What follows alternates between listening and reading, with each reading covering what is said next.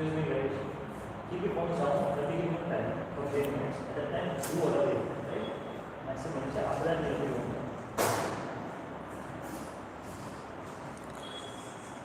Ready? Yes, sir. 5 minutes.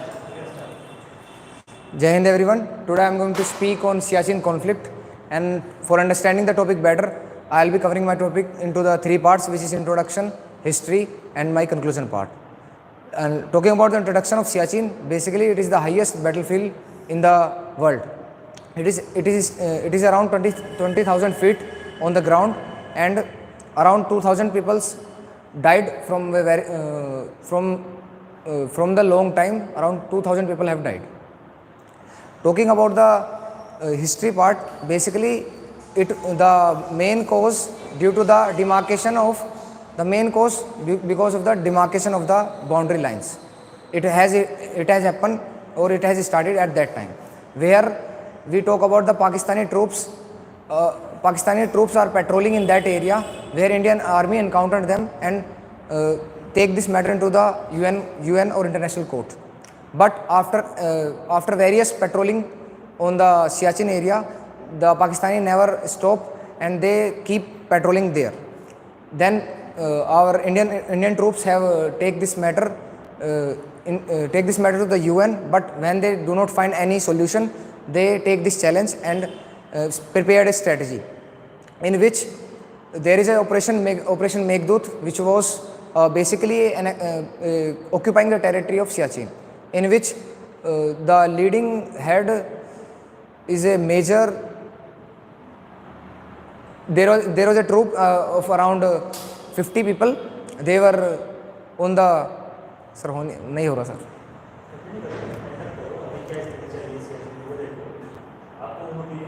Yes, and talking about the history, as 50 people were go there, and through the Operation Meghdut, they occupied the territory bravely, and from that time and continuously we are landing there, and also keeping an eye on all the disputed areas. And talking about the present scenario, around 1 crore is spent on the daily basis.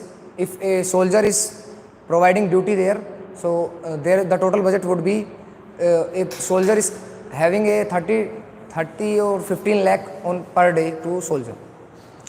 Now talking about my conclusion part, I would say that this was a strategical point. We have to occupy then, also we have to provide more security, as Pakistanis and Chinese territory always try to annex this. So we have to provide more advanced weapon there, and also provide more troops, so we can be vigilant of others and give more security. Thank you.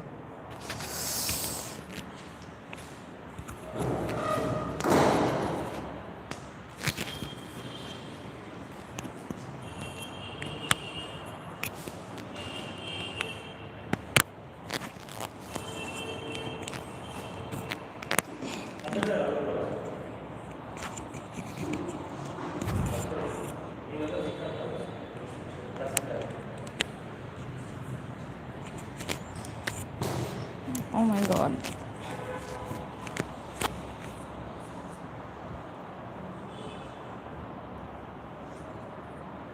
If I ask you who are the pirates of Caribbean in the picture of humanity, it wouldn't be wrong if I consider it terrorism. Ladies and gentlemen, the topic of my lecturette is terrorism. It is one of the challenges in today's 21st century, and it is an act that promotes fear, violence, and kills a number of people across the world. Terrorism is also a kind of business that has emerged under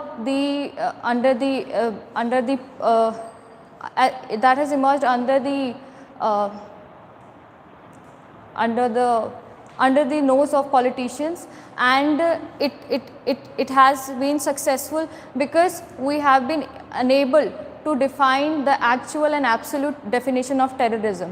We have witnessed like ISIS groups and 9/11, 26/11 in the history, and we have seen the violence that it occurred, and how violence took over the humanity. The death toll, if you talk about, it has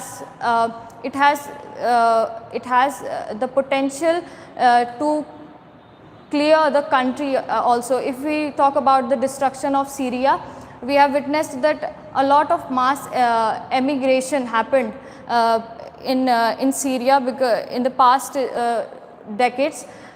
If we are to compare with the history, as the problem of invasion was prominent in the late 19th and 20th century, in today's era, the terrorism is the biggest challenge. There are various organizations which help in combating the terrorism. For example, FATF, it is an organization that puts the country in the grey list or the black list based on the activity they do to promote or to combat the terrorism. India's stand on terrorism has been very robust, and it has always stood against the terrorism. In the recent news, we have also witnessed that India has also rebuked Hamas terrorism group that heinously invaded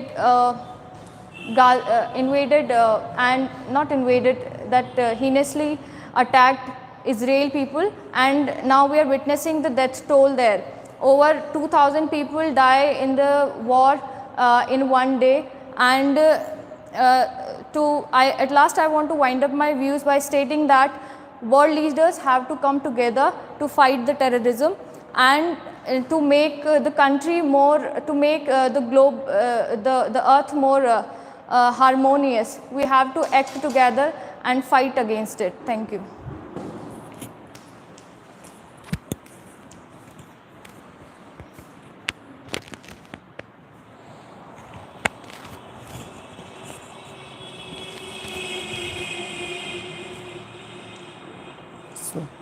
Jai Hind everyone.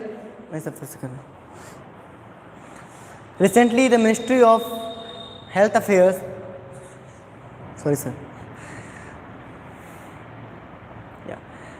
Recently, the government of India has extended the AFSPA in the parts of Arunachal Pradesh and Nagaland, and at the same time, government has revoked this AFSPA from various parts of country. Jai Hind everyone. Today I am going to deliver a lecturette on the topic AFSPA. AFSPA, which stands for Armed Forces Special Power Act, was initiated by Britishers to suppress the activity of the Quiet India movement activists in 1942. Further, it was adopted by government of India to maintain the stability in various parts of our country, to maintain peace in that region. Gentlemen, there have been many allegations against this AFSPA by the human rights. As per data, there have been many allegations regarding AFSPA, and as per the Jeevan committee, it is recommending to revoke this AFSPA from all over country. And as per the A2C committee in 2004, they also recommend to revoke this and maintain a better democracy over there. So what is the need of this AFSPA? Basically, there are certain people who are violating the rules and do not maintaining the lawlessness over there. So in order to maintain law, proper rules, this AFSPA is needed. This AFSPA provide enormous power to the armed forces and the central armed police forces to take action against anyone who they find suspicious, and even they can kill them up to the death. This power is given to the even non-commissioned officers to take action against those who they find suspicious, and even they can go to check at any house without any warrant. So in my point of view, as the verdict given by Supreme Court in 1990, government should consider that verdict, that Hashimoto declaration should be taken into consideration, and the ideas of the state government is desirable in order to go or in order to proceed against this AFSA, and there should be mandatory for the officers to take minimal action so that the people over there should not get disturbed. Gentlemen, in this AFSA, the normal life of the people is generally get disturbed because of some suspicious people. So it should make sure that people who are living over there will not get affected, and especially the children, the women who are living over there, their basic lives like the school life, all this should not get affected. So there should be a proper committee which will be checking and maintaining the stability and peace at region, and those who are somehow advancing or showing a better result, their AFSA should be revoked. So in this way we can get rid of the instability and maintain stability in the region. Thank you.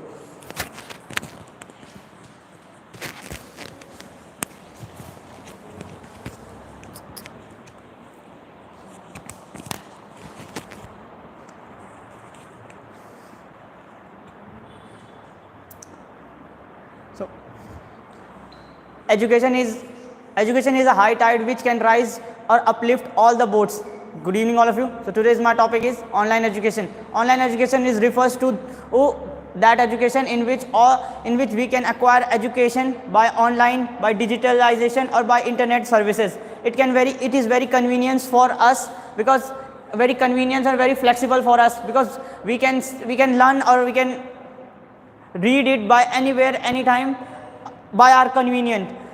Online education having many benefits. As we all know, online education, and everyone can get education by their own time, by their own schedule. So we can see that we can say that online education makes more convenient to their person to person, or online education is connected to globalizing, helps to globalizing the world, because in online world we know that everyone is busy, everyone see the world, what's going on, so it helps to connect the globalization.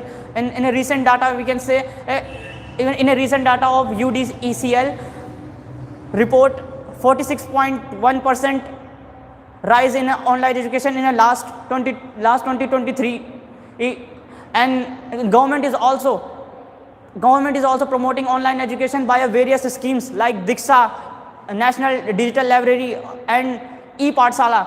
So the government is also focusing that online education should increase in all over the India and all over the world. So online education has its it also have a benefit, so it also has losses too, and disadvantage too. So in online education, the most important thing is internet service. The remote areas where the internet connection is not properly used, not properly placed, there online education won't be coming there. In online education, there is more important thing is self discipline. If a person is not a self discipline, and he can't be acquire knowledge from online studies. As we all know that in online education, a person must be focused, a person must be well trained, then only, because in internet there is various distracting things. So if you want to learn then online education, you must be a self discipline. And the most important is online education is helping the world or country to increase the innovation or technology. At last, I want to say that online education will help our society to grow, and it can help our country also to increase our GDP or everything. Thank you. It is a basic prerequisite to ensure justice in the society. It is important to have a law, and recently we have seen that there have been debate over the one nation, one law, that is the UCC. So today I am going to deliver my lecturate on the topic of UCC, which stands for Uniform Civil Code. So basically it stands for having in the personal laws to have uniformity and codification of the law related to the 5 matters. First is the marriage, divorce, inheritance, adoption and succession.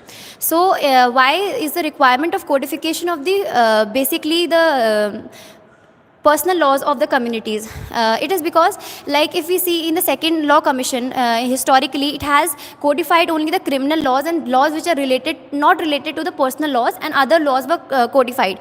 There were certain reasons associated with it, because after the 1857 war we have seen the 1857 ki kranti, which we say. So after that we have seen that the Queen Victoria has proclaimed that they are going to debar themselves from this religious sentiments of the people and not going to interfere with the religious issues of the people, because they have realized that Indian people are very much emotional when it comes to their personal laws. So that was the reason they have not codified the laws. But we have seen recently that there have been various laws that had not, like there is no implementation of UCC as such, but there are various cases like the Shahbano case, in which there was alimony given to the women, which is not generally given in the Muslim for the Muslim women.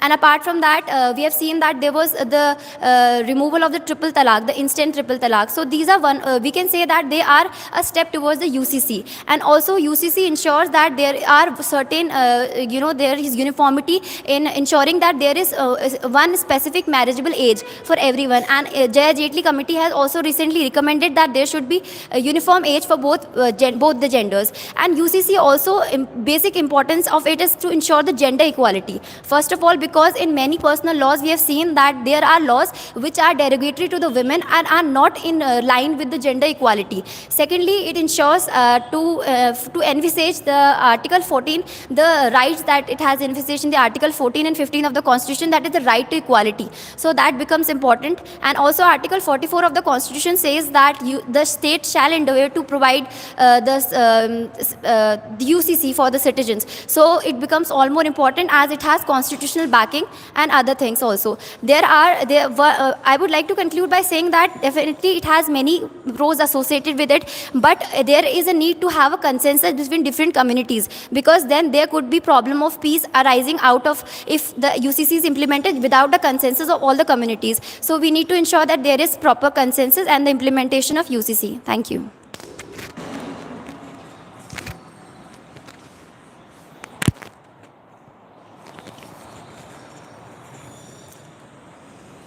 Jai Hind everyone.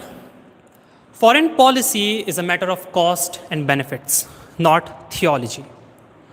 My lecturate topic is China's rising dominance in South Asia.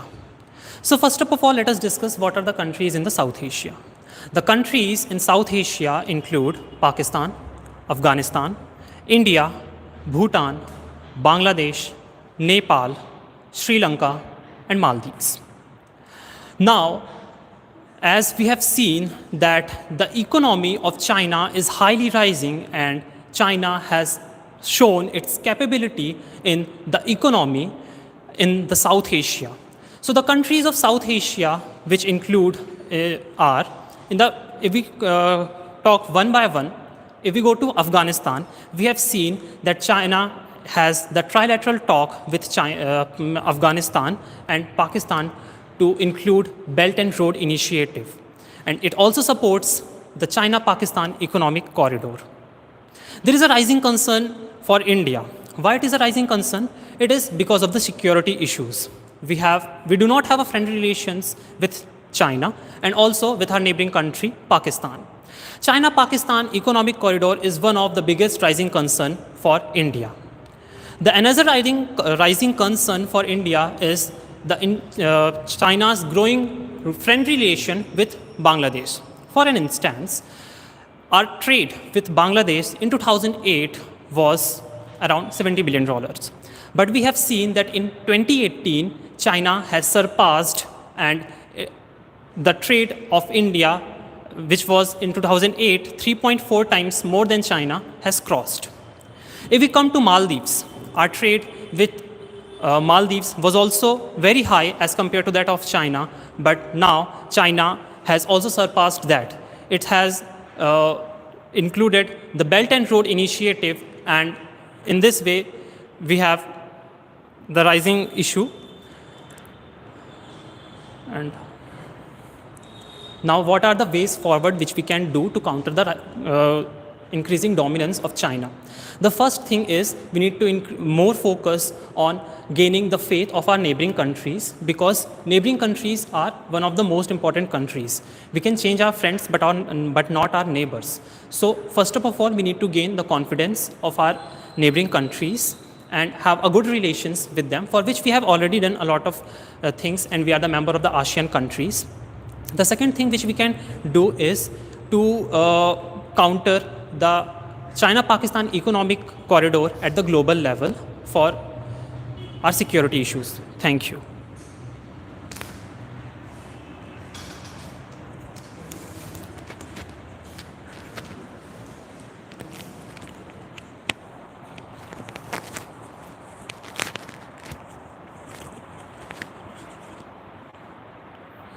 Jai Hind everyone. As per IMF, the India is 5th largest growing economy in terms of nominal GDP and 3rd largest in the PPP, that we are purchasing index. And also we are the one of the largest country, we are getting 100 billion remittances from the other countries. This was told by the IMF. Gentlemen, today I am here to deliver a lecture topic on Indian economy. Indian economy was not stable like now we are having it. So from the history that we have been in the ups and downs. That where after the independence in 1947 we have been adopted socialist economy that have been only had a growth rate of only 4 to 5% that have been not exceeded. But later on we adopted the capitalist economy in 1992 that we are not having a good amount for fulfilling the needs of Indians. Thereby the LPG reforms have been formed, the liberalization, globalization and privatization. It led to increase the types of between the technological advancement and also in the motor sectors even. Thereby the economy have been started growing in the 8% and 9%, sometimes even the 9.5%. That currently we are the fastest growing economy with the 7.2. This was predicted by the IMF. And also the recent year we are also been produced the economy of 7.2. This was a significant approach that was performed by the India despite we are having a recession in many European countries. What are the significance of the Indian economy? That we have been seeing our service sector, our overall economy depends upon the service sector, that where it is having 52% of income from the service sector. We are holding 52 from the agriculture sector, and also whereas from the service sector we are having 25%. That includes the highest in the ongoing. But whereas despite these many resources, we are also having some of the challenges that were faced by India. That our manufacturing sector is only depending of 18%. We need to improvise in that area, that where we can grow upon the economy. And also our FDI index is also so high that where our stock markets and also the investment of the multinational companies in India are too high. That where it is empowering and boosting the India's economy even. And also when we come for the various trades between the countries, that we are holding diplomatic relationship between 201 countries diplomatically, that our trade inflow was too high. And whereas we are also having many free trade agreements between many countries that have been empowered the Indian economy in the recent years even. And also we have been seen the significant importance of the Indian economy even. So I would like to conclude that by telling that in the ancient economy that India have been possessed 25% of the world GDP, that currently we are holding only 3 to 4%. So we need to improvise our economic terms in the manufacturing sector, and also whereas we are lacking in the electric gadgets. So if we improve upon that, ultimately it will give the employment opportunity to the Indian economy, and ultimately we will be reaching the standards of 2070, that where we will be reaching into the top 1 position. Thank you.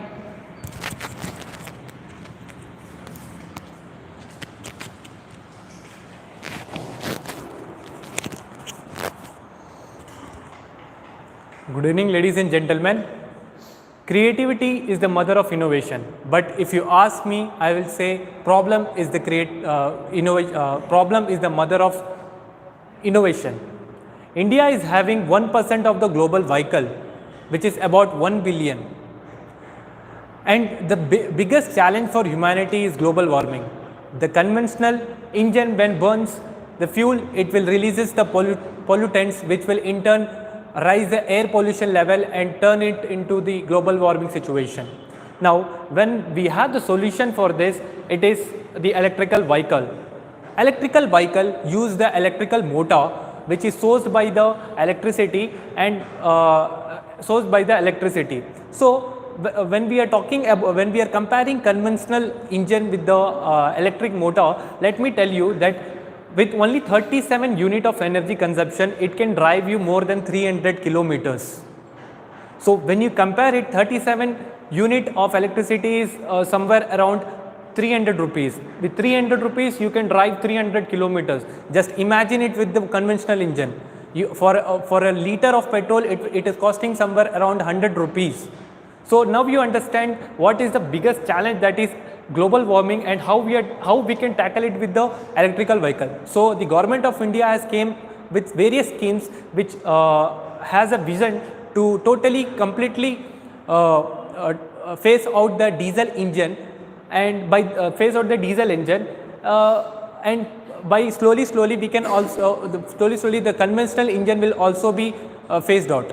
So for this, let me tell you the example of Mahindra. Earlier Mahindra was having launched a vehicle which is called as e-Verito, which could drive at least 110 kilometers in economy mode, but with the innovations and the technology of engineering, it can now drive at least 500 kilometers. So now let's talk about the benefit. The major benefit of electrical vehicle is the technical benefit when compared to the conventional engine. Like conventional engine, we have reduced 80% of the mechanical parts. With the electrical vehicle, the cost, even the parts maintenance is also reduced.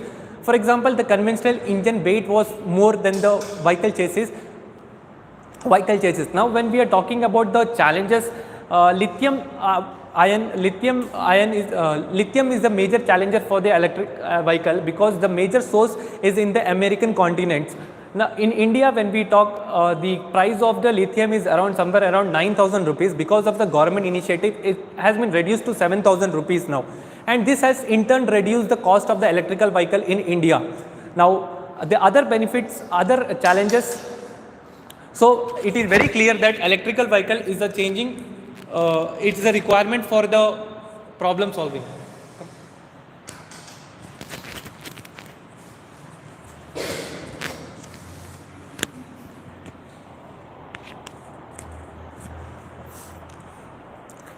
Good evening, everyone.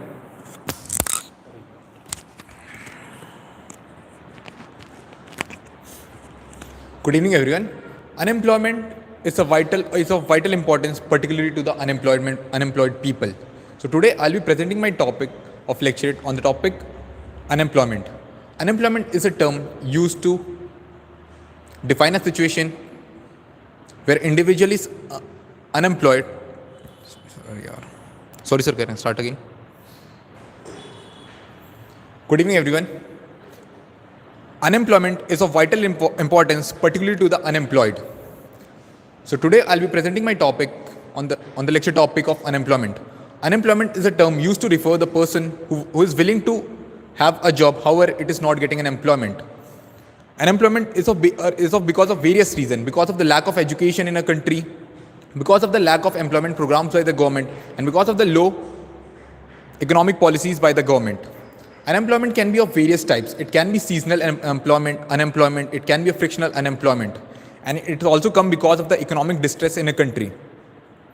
And the countries which are having a lowest unemployment rate is South Africa. It is because of the various, like a very poor governmental policies of the government, and that is why people are not able to get the employment. If you talk about the development factors or the infrastructure development in the countries like South Africa or the Middle East or the African countries where the unemployment rate is very high. And also if you take an example of country like India, where unemployment is still very low, around 7.1%. However, there are various types of unemployment. The people who are employed, still they are working on very low wages, even at the wages which are very low as said by the standard wages by the UN. And unemployment brings various types of poor standards of living, poor health condition, poor education facilities, and it is because of the reason unemployment needs to be tackled in a very effective way. Talking about the solutions through which we can tackle the unemployment. As we talk about the India, how they are tackling the unemployment. They are focusing on their skill development program providing education infrastructure, and also like promoting the privatization, which are helping the India to tackle this problem of unemployment. And also this, if the more and more people are employed in a country, it means the country is continuously raising their standard of living, continuously raising their development, as well as continuously tackling the problem of poverty. And unemployment in a country also leads to poverty. And that is why this unemployment type of issue needs to be tackled in a very effectively manner by proper governmental facilities, by proper education, and some of the proper areas where we need to work on, like we need to provide employment by the various governmental schemes. Thank you. Fine.